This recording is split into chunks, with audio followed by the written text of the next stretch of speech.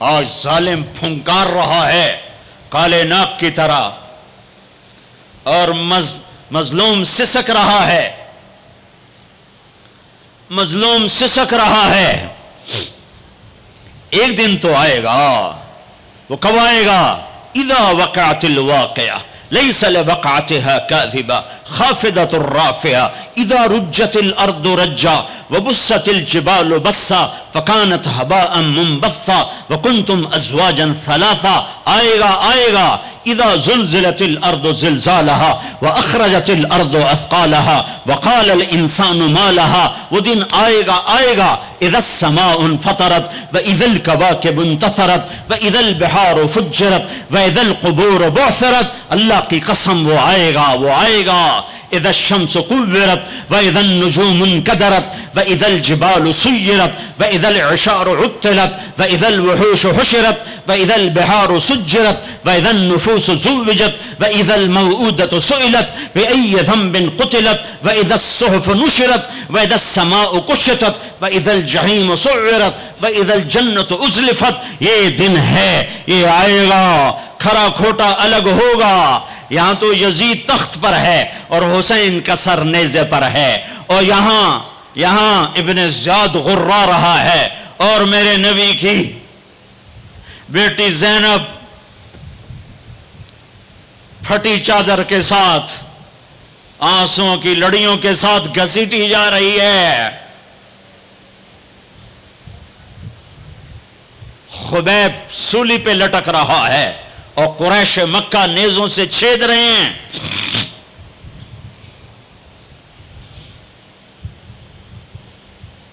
جبریل آئے، یا رسول اللہ، اللہ تعالیٰ کہہ رہے ہیں میں آپ کی امت کو راضی کروں گا۔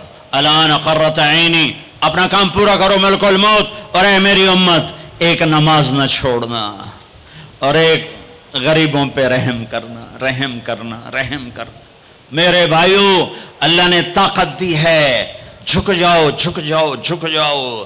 اگر میری آواز ان بچوں تک جا رہی ہے جنہوں نے ہتھیار اٹھائے ہوئے ہیں، اور تم میری چھوٹے ہو تو میری اولاد ہو، میں تمہیں باپ بن کر، تمہارے ہمدرد بن کر، تمہارے آگے جھولی پھیلا کے کہتا ہوں، ایسے نہ مرو کہ اللہ کے نبی کے سامنے کھڑے نہ ہو سکو۔ یہ جہنم سے بھی بڑی سزا ہے کہ اللہ کا نبی کہے سے میری نظروں سے دور کر دیا جائے۔ یہ اللہ کی قسم جہنم سے بڑی سزا ہے۔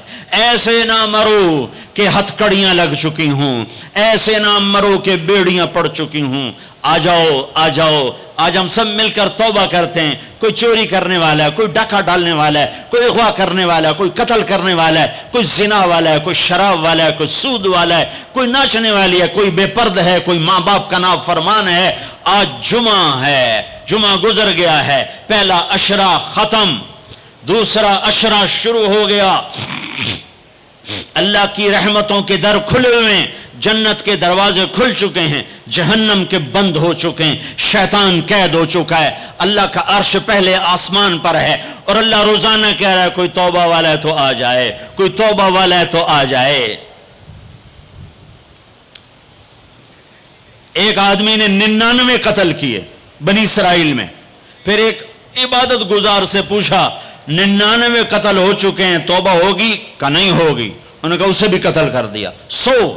100 پھر ایک عالم سے پوچھا 100 قتل کیے ہیں، توبہ ہوگی؟ کہا بیٹا کیوں نہیں ہوگی، لیکن ایک شرط ہے، توبہ پکی ہو، یہ شہر گندا ہے یہ چھوڑ دے، وہ شہر نیک لوگوں کا ہے، وہاں جا کے آباد ہو جا، معاف کہنے کہ مجھے معافی مل جائے میں ہر شے چھوڑ دوں گا۔ اپنا بوریا بستر اٹھایا اور چل پڑا۔ راستے میں موت آئی، جب موت نے جھٹکا دیا تو اس نے چھلانگ لگائی آگے کی طرف، تو وہ یوں گرا، یوں، اس کے ہاتھ یوں اور پاؤں یوں گرا۔ تو اللہ تعالیٰ نے یہ قصہ ہم تک پہنچانے کے لیے دونوں فرشتوں کو چھٹی دے دی۔ جنت کا فرشتہ بھی آ گیا، دوزخ کا بھی آ گیا۔ دوزخ کا فرشتہ کہنے لگا ہمارا مجرم ہم لے جائیں گے، جنت کا فرشتہ ہمارا مہمان ہم لے جائیں گے، جہنم کا فرشتہ توبہ نہیں کی ہمارا مجرم ہم لے جائیں گے، جنت کا فرشتہ ہمارا مہمان توبہ کر چکا ہے، گھر سے نکل پڑا ہے، ہم لے جائیں گے، جہنم کا فرشتہ ابھی اس بستی میں پہنچا نہیں ہے، ہمارا مجرم ہے، جنت کا فرشتہ پہنچنا ضروری نہیں ہے، نیت ضروری ہے۔ تو اللہ نے تیسرا فرشتہ بھیجا، جاؤ بھائی ان میں فیصلہ کرو۔ کیا فیصلہ کرو؟ یہ اس کی میت پڑی ہوئی ہے، یہ نیک لوگوں کی بستی ہے، یہ اس کی اپنی بستی ہے، فاصلہ ناپو۔ اگر اپنے گھر کے قریب ہے تو جہنم والے لے جاؤ، اگر نیک لوگوں کے گھر بستی کے قریب ہے جنت والے لے جاؤ۔ جیسے یہ مائک اس سائیڈ کے قریب ہے، اس سائیڈ سے دور ہے، یہ یہاں گرا پڑا پانی، یہ یہاں گرا پڑا تھا، گھر کے قریب تھا اور نیک لوگوں کی بستی سے دور تھا۔ واہ واہ! جب ناپنے لگے تو اللہ نے ادھر کی زمین کو کہا سکڑ جا، اور گھر کی طرف کی زمین کو کہا پھیل جا۔ جب پیمائش ہوئی تو اپنے گاؤں سے دور اور نیک لوگوں کے گاؤں کے قریب ہو گیا، تو اللہ نے فرمایا چلو ہمارا مہمان ہے جنت۔ توبہ سے نہ گھبراؤ، میرا رب کہتا ہے پوری دھرتی گناہوں سے بھر دے اور آسمان تک گناہوں کو لے جا، ایک دفعہ کہہ دے یا اللہ میری توبہ تو سارے معاف کر دوں گا۔ تو بھائیو ہاتھ جوڑتا ہوں، آؤ ہم توبہ کریں۔ نیت کرتے ہو؟ حکومتوں سے آس بھی ہٹا دو، گلا حکومتوں کا گلا بھی نہ کرو، اس سے کیا فائدہ ہوگا؟ ان پہ امید نہ لگاؤ کہ وہ اس قابل ہی نہیں، ہاں اس پہ آس لگاؤ جو شارک سے زیادہ قریب ہے،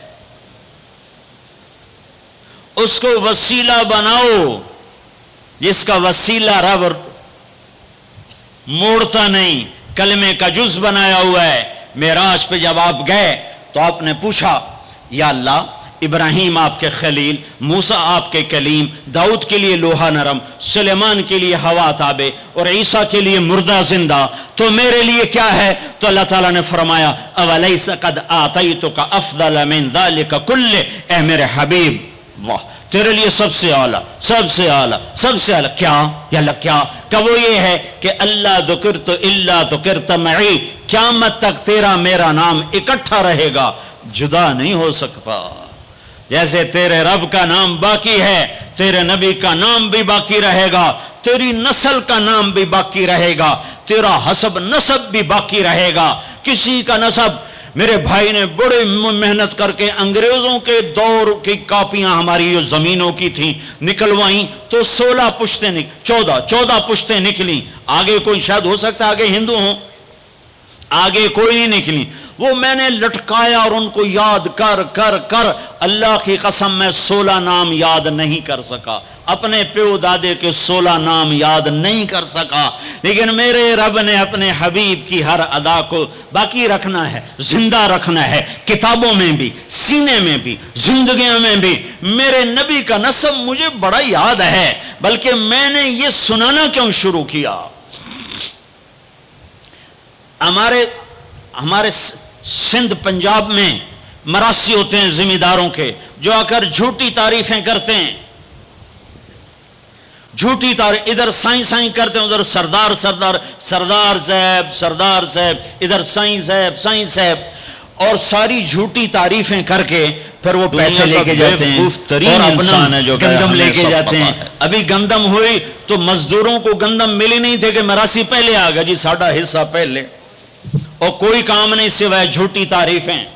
تو میں نے اپنے نبی کا نسب یاد کیا اور میں روزے پہ حاضر ہوا، میں نے کہا یا رسول اللہ، ہمارے مراسی ہمارے ماں باپ کی، ہمارے دادے پردادے کی جھوٹی تعریفیں کرتے ہیں اور ہم سے سب کچھ لے کر جاتے ہیں جو ہماری حیثیت ہے، آپ سچے، آپ کی نسل سچی، آپ کی جد سچی، آپ کا شجرہ سب سے اعلیٰ، آپ کی ذات اللہ کے بعد سب سے اعلیٰ، آپ کے اور ہمارے درمیان آخرت کا پردہ ہے، ورنہ اللہ نے آپ کو زندگی دی ہے۔ میں آپ کو آج آپ کا نسب سناتا ہوں، آپ کا میراثی بن کر اور آپ کے